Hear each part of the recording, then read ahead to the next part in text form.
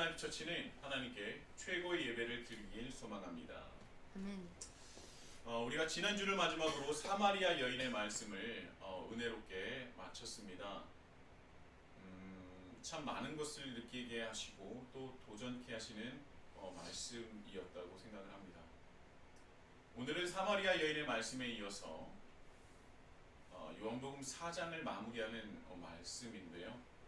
우리가 잘 알고 있는 왕의 신하의 아들을 고치신 예수님에 관한 말씀입니다. 요한복음은 예수님의 공생의 사역의 순서가 다른 복음서와는 조금 다릅니다. 사도 요한은 아마도 마태, 마가, 누가복음을 보면서 예수님의 사역을 중점적으로 기록한 공관복음서의 특장점을 기본적으로 살리되 사역의 당사자인 예수님께 더욱 집중을 하여 복음서를 기록해야 한다는 그 사명을 가지게 된 것 같습니다.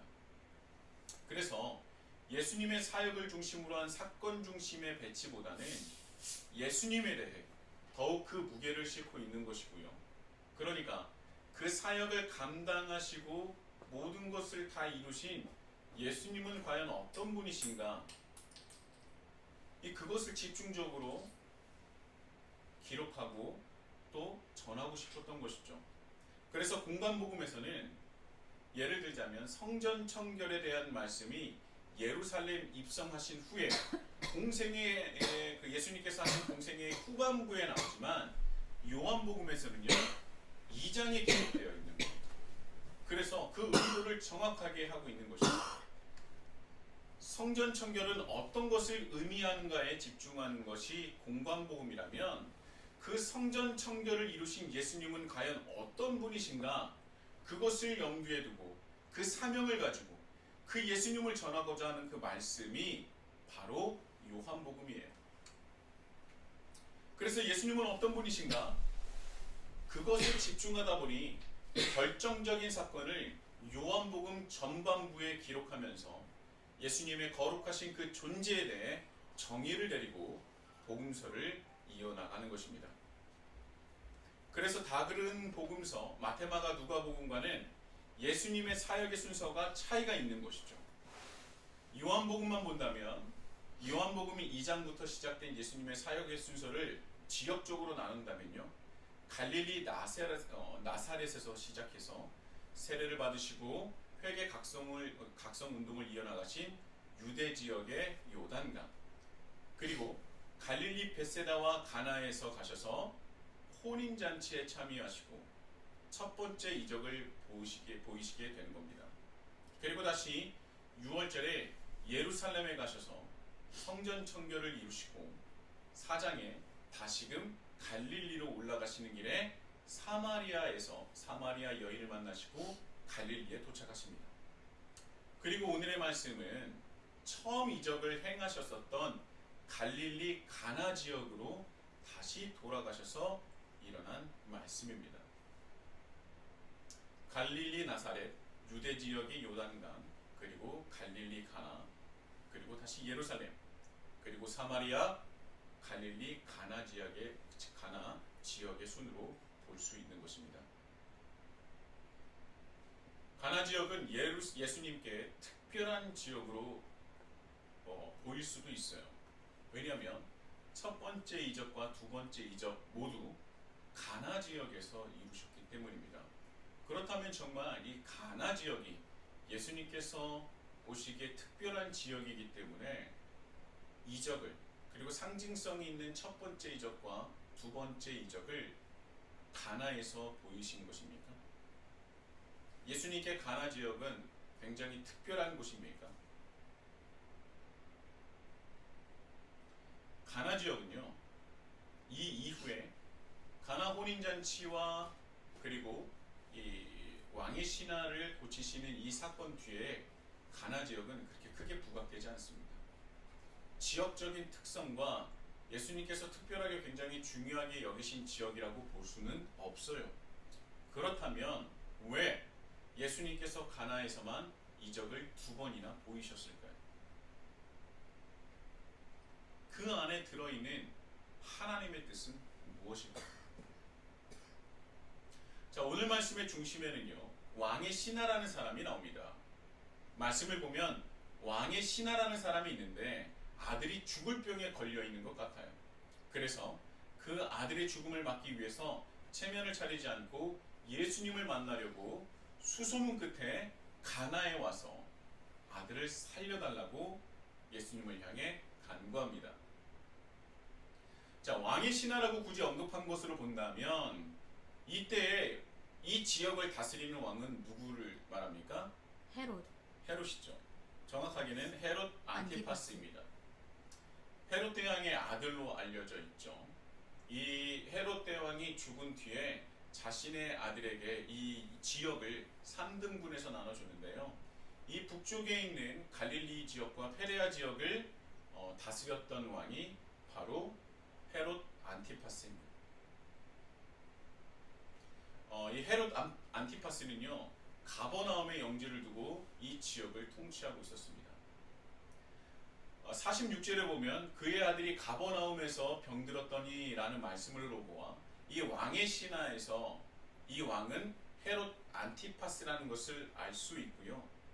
그렇다면 자, 여기서 우리는 왕은 알게 되었습니다. 왕의 신하에서 왕은 알게 되었어요. 그렇다면 왕은 헤롯 안티파스라는 것을 알게 됐는데, 그렇다면 이 왕의 신하는 누구일까요? 일부러 그 이름을 알리고 싶지 않아서 왕의 신하라고 언급한 것일까요? 자, 여기서 대부분의 신학자들은요, 오히려 왕의 신하라고 하면은 이 시대에 살고 있었던 초대교회 사람들은요, 대번에 누군지 알고 있었을 것이다 라고 생각을 합니다. 그리고 일부러 그 이름을 감춘 것이다 라고 얘기를 해요. 왜 그럴까요? 그러니까 한마디로 말해서 왕의 신하라고 하면은 이 당시 하나님, 예수님을 믿었었던 모든 이들이 누군지 단번에 알았을 것이다. 오히려 그의 이름을 감추기 위해서 왕의 신하라고 언급한 것이다 라는 것을 초대교회 사람들은 알았다는 것이죠. 왜 그랬을까요? 이 당시 초대교회에 대한 그 박해가 굉장히 심했습니다. 때문에 여기서 드러난 사람들은요, 처벌을 받을 수도 있었어요. 그래서 감추어야 할 사람은 직접적으로 언급하지 않았었다고 합니다. 초대교회에서 큰 영향력을 가진 사람이었지만 외부적으로는 노출이 되면 안 되는 사람, 특히나 왕족과 관련이 있는 사람이라면 더더욱 이름을 감추어야 하지 않았겠습니까? 여기서 우리는요, 누가복음 8장 3절에 언급된 사람을 떠올려야 합니다. 여기서 헤롯의 청지기 구사의 아내 요한나와 수산나와 다른 여러 여자가 함께하여 자기들의 소유로 그들을 섬겼다. 이 말씀이 있어요. 누구라고요? 헤롯의 청지기 구사. 그러니까 정확하게 말하면 구사의 아내를 얘기한 것인데, 여기서 헤롯의 청지기가 있는데 그가 누구냐? 구사라는 사람입니다. 여기서 구사라는 사람이 나와요. 많은 신학자들은요, 왕의 신하는 헤롯의 청지기 구사로 보고 있습니다. 그것이 아니라고 할 수 없어요. 사복음서 전체에서 헤롯 왕의 신하는 이 두 군데에서 굉장히 심도 있게 다뤄지고 있기 때문입니다.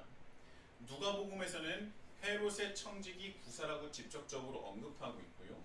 그리고 요한복음에서는 왕의 신하라고 말하고 있습니다. 그렇다면 요한은 왕의 신하라고 언급하면서 이름을 감추는데 누가복음은 그 이름을 왜 직접적으로 언급했을까요?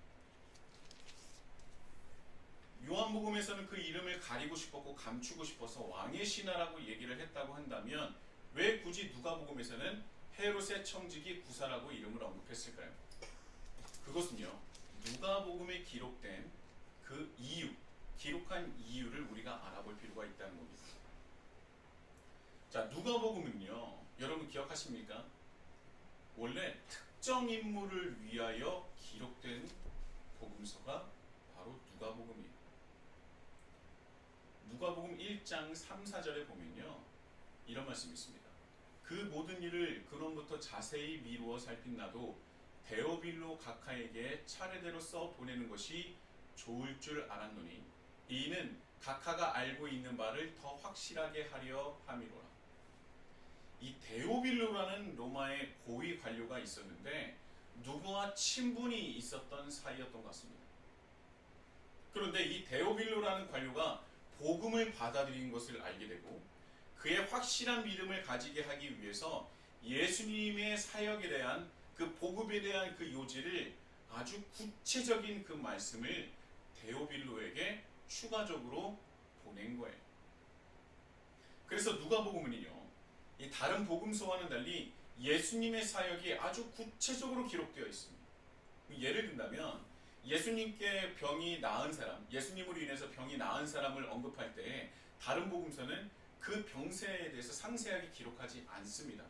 그런데 누가복음은요, 그 병을 가진 이는 어떤 사람이고 어떤 병을 얼마나 앓고 있었고 그의 징세가 여기까지 이르렀다. 이렇게 아주 구체적으로 상세하게 기록하고 있어요. 또한 헤롯의 청지기인 구사까지도 직접적으로 언급하면서 로마의 고위 관료들 또한 복음을 받아들이고 있다는 것을 데오빌로 각하에게 알려주고 싶었던 것입니다. 그러니까 데오빌로 각하에게 하나님 나라가 여전히 확장되고 있고 그 안에 수많은 로마인들과 로마의 고위 관료들까지도 이 예수님을 믿는 게 하나님 나라 확장에 동참하고 있다. 그것을 누가는 알려주고 싶었던 것이죠. 그래서 데오빌로 각하를 향해서 쓴 이 누가복음은 헤롯의 청지기 구사라는 이름이 직접적으로 언급되어 있었지만 그러나 여러 교회에게 보내는 이 요한복음은 그 이름을 감출 수밖에 없었던 것입니다. 자, 그러니까 이 성경은요, 알고 보면 굉장히 재미있고 그 하나하나에 담긴 의미가 깊고 넓다는 것을 알 수 있죠. 우리가 알아야 우리가 경험하고 나의 것으로 받아들일 수 있는 것입니다. 어찌됐든 왕의 신하는요, 당연히 가버나움에서 살고 있었을 것이고요. 가버나움에서 가나까지는요, 가까운 거리가 아닙니다. 왜냐하면 아들을 가나에서 아들을 다시 보러 갈 때에 뭐라고 나옵니까? 오늘의 말씀에 보면 뭐라고 나와 있어요?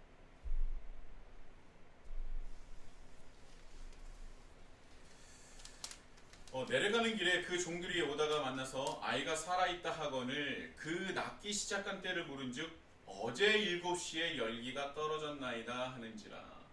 자, 하루가 지난 거예요. 예수님을 만나고 그 다음 날에야 이르러서 그 왕의 신하는 가버나움에 도착한 겁니다. 그러니까 이 가버나움과 가나의 거리는요, 상당했던 것으로 보여요. 그 짧지 않고 굉장히 긴 거리를 이 왕의 신하는 예수님을 만나기 위해서 수소문했고 그분이 갈릴리 가나 지역으로 오셨다는 소식을 듣자마자 하룻길을 달려서 예수님을 만나러 간 것이고 그리고 그 말씀을 믿고 하룻길을 달려가서 자신의 집인 가버나움에 도착을 한 것입니다. 얼마나 간절했으면 그렇게 하룻길을 멀다 하고 그렇게 오며 가며 할 수 있었겠습니까? 뭐 당연하겠죠. 아들이 죽어가는데 거리가 무슨 관계가 있겠습니까? 그런데 오늘 말씀을 보면 우리가 평소에 알던 예수님의 모습이 아니라는 것을 볼 수 있어요. 오늘 말씀의 전체적인 뉘앙스나 분위기를 보면 우리가 알고 있는 예수님의 모습이 아닙니다. 약간은 냉정하다, 약간은 냉소적이다 라는 느낌이 듭니다. 그 대표적인 말씀이 44절과 48절인데요. 친히 증언하시기를 선지자가 고향에서는 높임을 받지 못한다 하시고 이런 말씀을 해요. 자신의 고향에서는 선지자 또한 높임을 받지 못한다. 갑자기 이런 말씀을 하십니다. 그리고 48절에는요. 예수께서 이르시되 너희는 표적과 기사를 보지 못하면 도무지 믿지 아니하리라. 너희는 표적과 기사를 보지 못하면 절대 믿지 않는 사람들이야. 이런 말씀을 하고 있어요. 이 말씀을 보고 이 전체적인 맥락을 볼 때 예수님은 기분이 별로 좋아 보이지 않습니다. 갈릴리로 가시면서 선지자가 고향에서는 높임을 받지 못한다. 이 말을 들었을 때 제자들은 약간 당황하고 긴장하지 않았겠습니까? 그리고 아들을 고쳐달라는 말에 예수님께서 냉소적이고 약간 비판적으로 너희는 표적과 기사를 보지 못하면 도무지 믿지 않는다 라고 말씀을 하세요. 제자들은 이런 상황이 당황스러웠을 겁니다. 긴장했을 거예요.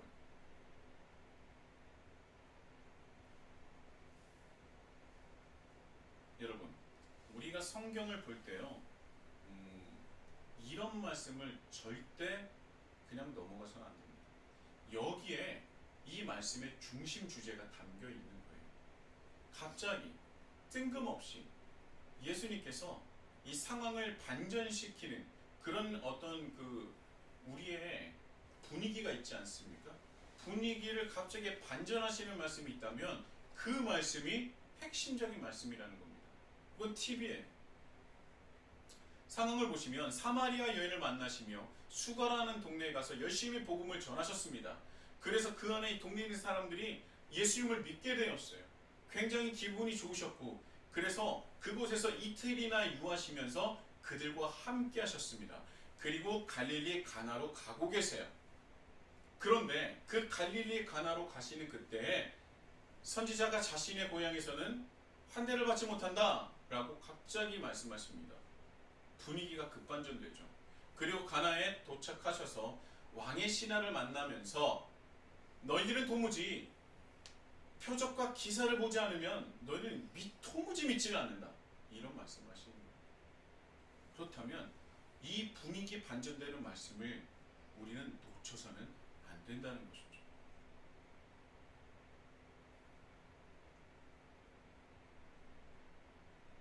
예수님께서 첫 번째 표적과 기적을 보여주신 것이 가나라는 것을 우리는 잊지 말아야 돼요. 그런데 오히려 그 표적을 보고 굉장히 놀라고 환호했던 사람들을 향해서 냉소적으로 비판하고 있는 겁니다.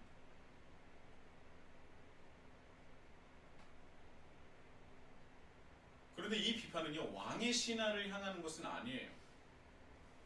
누구냐? 누구를 향한 비판이느냐? 바로 45절에 있습니다.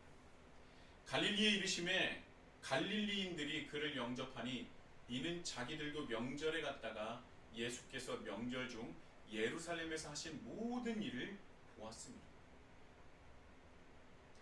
예수님께서 냉소적으로 비판하신 사람은 왕의 신하가 아닌 갈릴리에 도착했을 때 예수님을 영접한 이들입니다.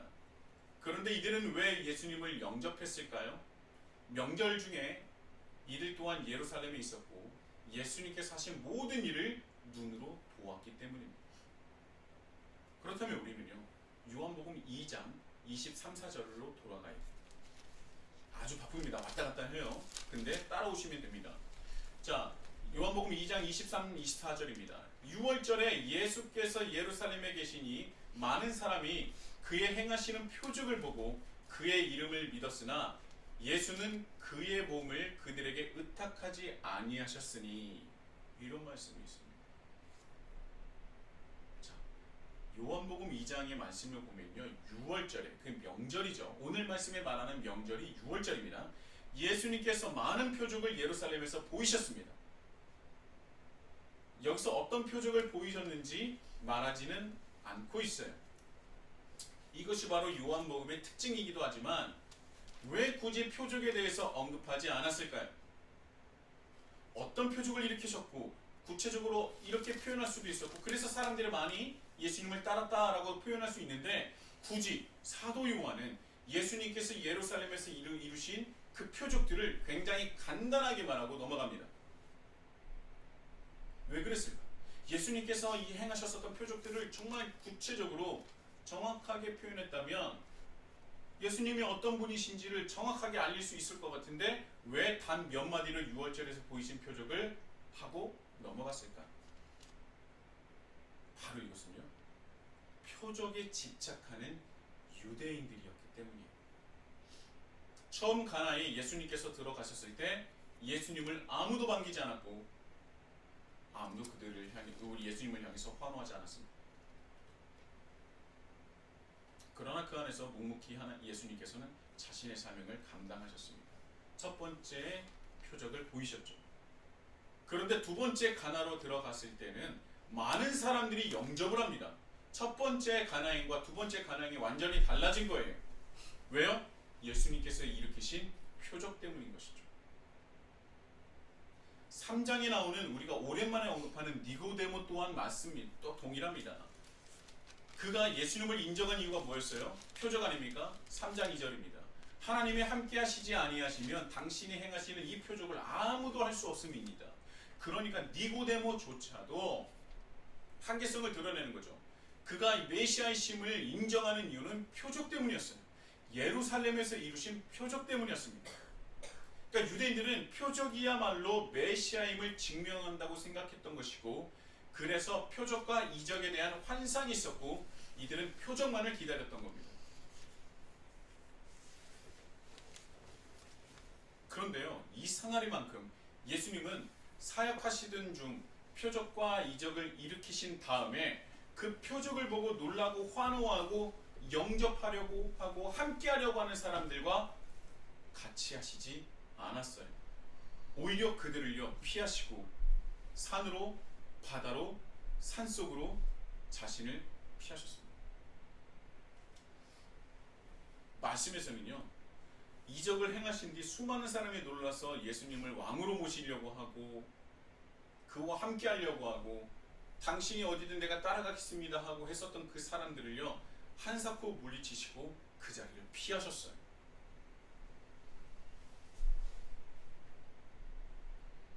왜 그랬을까? 왜 그러셨을까? 메시아임을 증명하는 건요 표적일 수밖에 없습니다. 그건 부인할 수 없어요. 구약 선지자들에게 말씀하시고 선지자들은 하나님의 말씀을 받고 그것을 예언으로서 구약 성경으로 남겨놨기 때문에 표적은 메시아를 증명할 수 있는 수단인 건 맞습니다.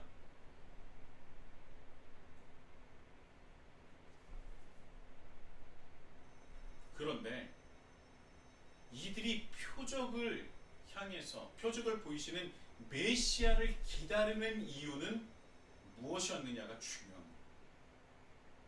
그들이 왜 지속적으로 그 표적을 보이는 메시아를 기다렸을까요? 예수님께서 표적을 보이신 이유와 메시아인 표적을 기다리는 이의 이유가 달랐던 겁니다. 그래서 자신들의 생각으로 표적을 기다렸었던 그 유대인들을 비판하시는 거예요. 예수님께서 표적을 보이신 이유는 무엇입니까?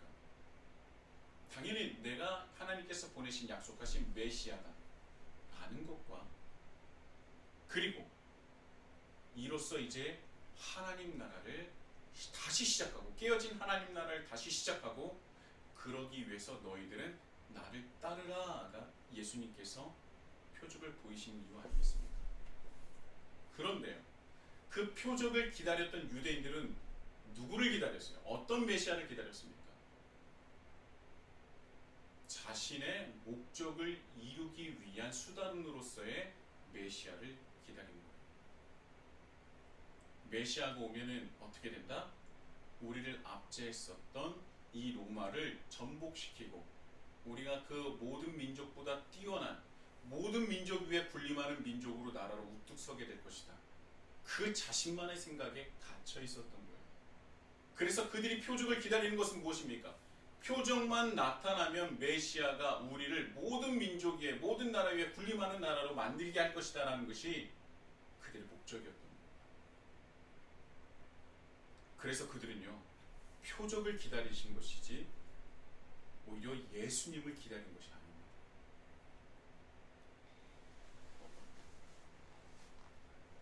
그래서 결국은 그들은 예수님을, 표적을 보이셨음에도 불구하고 예수님을 인정하지 못했던 겁니다. 수많은 사람들이 표적을 보면서 환호합니다. 왕으로 모시고 싶어 하기도 하고요. 다른 곳에 가시지 못하게 했어요. 예수님께서 표적을 보이신 곳을 가만히 그 말씀을 들여다보면은 왕으로 삼고 싶어 하고요. 다른 곳에 가기를 원하지 않았습니다. 왜요? 예수님을 자신의 욕망을 채워줄 분으로 보고 있었던 것입니다.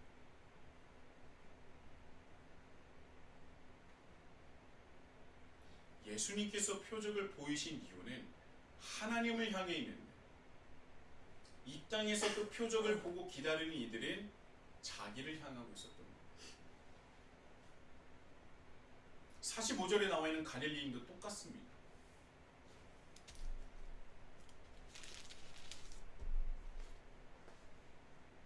그들이 환호했었던 예수님, 표적을 보이신 예수님은 하나님께서 보내신 예수님을 향한 그 메시아가 아닌 자신들을 향한 메시아였던 거예요.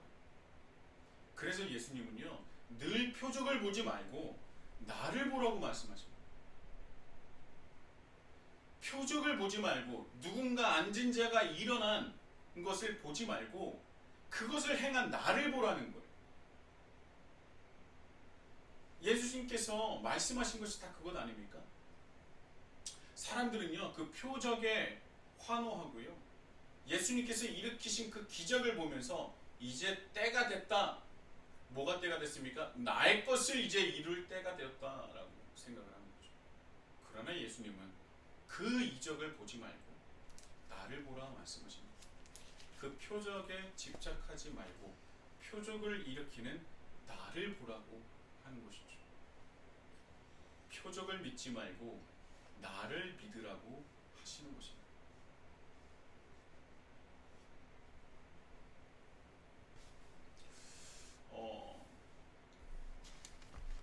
좀 어렵게 느끼실 수도 있겠지만 제가 이렇게 말씀드리면 쉽게 이해가 가실 거예요. 제가 이제까지 사역을 하면서 여러분 새벽 기도에 가장 많은 성도들이 몰리는 시기가 언제인지 아십니까? 제가 그 메가처치도 섬겼었고요. 그리고 3,000명 되는 교회도 섬겼었습니다.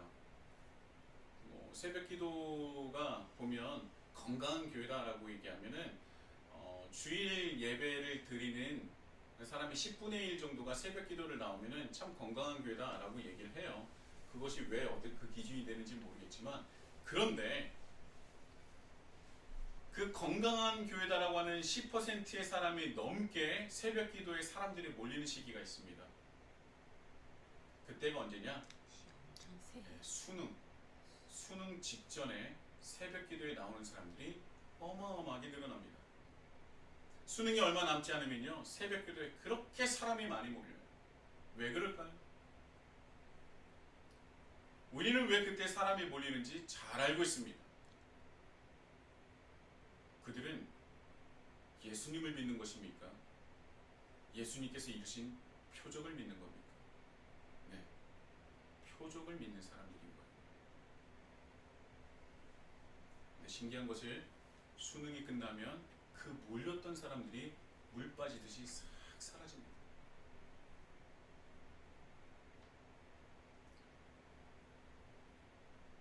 그들이 필요로 하는 것은 예수님입니까? 아니면 예수님의 능력입니까? 그들이 기도하는 것은 믿음입니까? 요구입니까? 우리가 세상 살아가면서 가장 얄미운 존재가 있다고 하죠. 얄미운 자식이나 친구가 있다고 합니다. 어떤 자식과 어떤 친구가 가장 얄밉습니까? 자기가 필요할 때만 연락하고 찾아오는 자식이나 친구입니다. 찾아올 때는 부모에 대한 사랑을 운운하고 우정을 말하지만 정작 그 사람 안에 있는 마음은 사랑이나 우정이 아닙니다.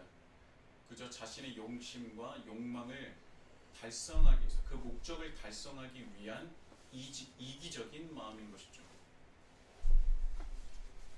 예수님을 믿는다고 하면서 필요할 때만 찾는다? 그것은 믿음이 아닙니다. 수능이 다가오면서 새벽기도 나오는 것은 나쁘지 않다고 생각을 합니다. 하지만 그것이 옳게 받아들일 수 없게 되는 것은요, 그 이후에 물 빠지듯이 사라지는 사람들이기 때문입니다. 왜 수능 앞두고 우리 아이를 위해서 기도하는 그 부모의 마음이 헛되다 하겠습니까? 그런데요, 그것이 끝난 다음에 발길을 뚝 끊는 것이 문제인 거예요. 그러면 자기가 교회에 온 이유가 무엇입니까? 그건 믿음이 아니고 요구가 된 거예요. 그러면 수능 잘 못 치면 하나님 탓할 겁니까? 필요할 때만 찾고 사라지는 것은 믿음이 아닙니다. 그것은 표적을 찾는 거예요. 2000년 전 예수님 시대에 그 표적을 찾았었던 이들이 무엇을 이루기 위해서 메시아를 기다린 겁니까? 자신의 욕망, 이기적인 마음을 이루기 위해서 기다렸던 거잖아요. 그러니까 그들은 표적에 집착할 수밖에 없었던 거예요. 그러나 예수님께서 말씀하십니다. 내가 메시아임을 증명하는 이 표적에 대해서 집중하지 말고 바로 나를 봐라. 나를 믿고 나를 따르라 하신 것 아닙니까? 그런데 2000년 전이나 지금이나 우린 똑같아요. 예수님께서 이루신 표적만 집착합니다. 그리고 표적을 이루기 위해서 예수님을 찾는 거예요. 그리고 자신의 욕망을 이루길 바라는 것이죠.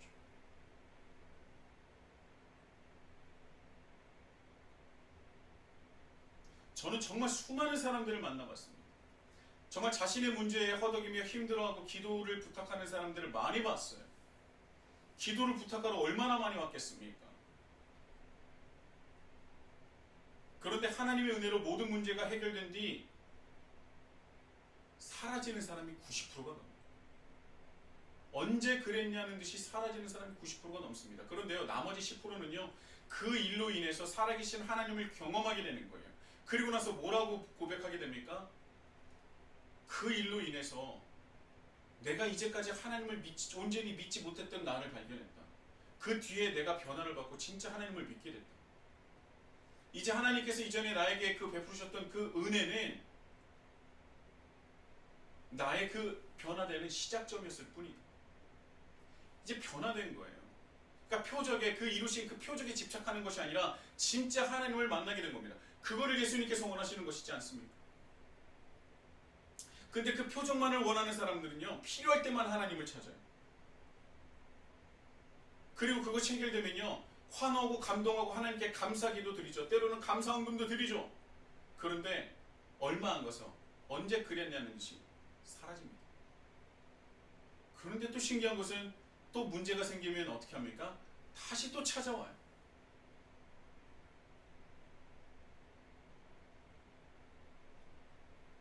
그래서 예수님은요, 예루살렘에서 표적을 보면서 환호하는 사람들 속에 머무는 것이 아니라 오히려 그곳을 피하신 것입니다. 그 표적에 매달리지 말라는 거예요. 그리고 말씀하십니다. 표적을 보지 말고 나를 보고 나를 믿으라. 그리고 나를 따르라. 오늘 왕의 신하는요, 표적을 구했습니다. 그런데요, 그 표적을 구하고 끝나서 사라지는 것이 아니라 53절입니다. 이런 말씀이 있어요. 자기와 그 온 집안이 다 믿으리라. 그러니까 이 왕의 신하는요, 표적만을 구하는 사람이 아니었어요. 간절함으로 내 아들이 낫기를 바람으로 가버나움에서 가나까지 열심히 하루길을 달려서 예수님을 찾았습니다. 그리고 실제로 그 은혜를 입었어요. 돌아왔더니 내가 예수님께 구하던 그 시간에 맞춰서 아이의 열이 떨어지는 것을 경험한 겁니다. 그리고 사라진 것이 아니라 자기가 우리 그 권속 안에 있는 모든 가족들을 전도하고 하나님께로 인도한 거예요. 그 사람들이 누굽니까? 바로 누가복음에 나와 있는 헤롯의 청지기 구사의 아내 유한나잖아요. 그리고요, 더 나아가서 이것은 정확하진 않지만 헤롯의 젖동생인 그분도 우리가 잘 알고 있는, 저기 어디에요? 마나인이라고 하는데, 마나인이라는 분도 우리가 잘 알고 있는 최초의 이방인 교회 안디옥 교회를 이끌었었던 리더가 바로 헤롯 왕 젖동생 마나엔입니다. 연결이 돼 있지 않겠습니까?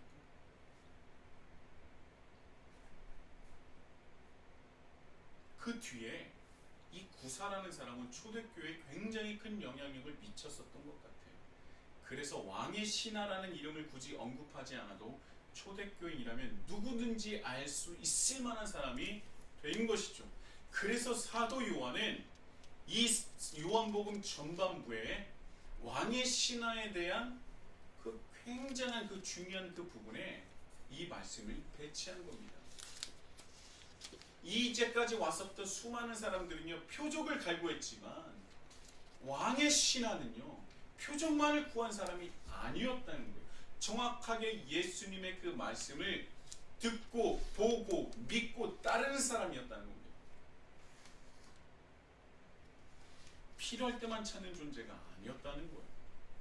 사랑하는 히즐라이프 처치 형제자매 여러분, 우리가 하나님을 믿는 이유는 우리의 심리적 안정을 위해서, 평안함을 위해서, 때로는 나의 문제를 해결하기 위해서가 아닙니다. 그것은 기독교 안에만 있는 것이 아니에요.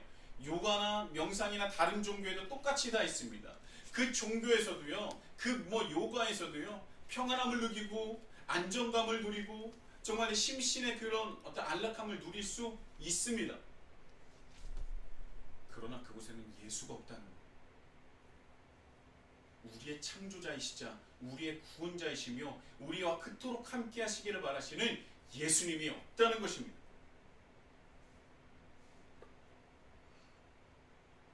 다른 종교는 몰라도 기독교는요, 나를 위해서, 내 구원을 위해서 믿는 종교가 아닙니다. 그것은 정말 예수님을 믿고 따르면 그저 우리에게 주시는 선물일 뿐이에요. 기독교는요, 다른 종교와 달리 나를 향해 있지 않고 오직 하나님을 향해 있습니다. 오직 하나님과 하나님 나라를 위하여, 나 중심성이라는 죄로 똘똘 뭉쳐있는 나임에도 불구하고, 우리임에도 불구하고 우리를 끝까지 사랑하셔서 기다리는 예수님을 믿고 따르는 것이 바로 기독교예요.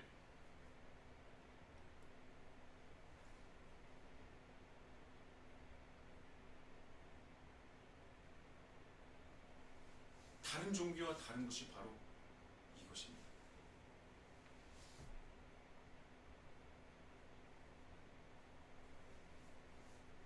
기독교는요, 다른 종교와 다릅니다. 이 창조자와 함께 할 수 있고, 동역할 수 있고, 동참할 수 있고, 함께 걸어가는 종교가 기독교라는 거예요. 그게 하나님께서 우리에게 주실 수 있는, 창조주가 주실 수 있는 최고의 복과 은혜라는 것입니다. 하나님의 뜻에 동참하는 것, 하나님과 동역하는 것, 하나님과 함께하는 것, 하나님의 계획하심에 동참하는 것, 그것이 기독교라는 거예요. 기독교는 나를 향해 있지 않습니다. 내 문제를 향해 있지 않습니다. 오직 하나님과 하나님 나라를 향해 있는 것이죠. 그래서 기독교는 신과 함께하는, 창조주와 함께하는 것이 기독교예요. 함께하는 것이 무엇입니까? 하나님의 뜻을 따라 이 세상을 하나님 나라로 변화시키고 회복시키는 것.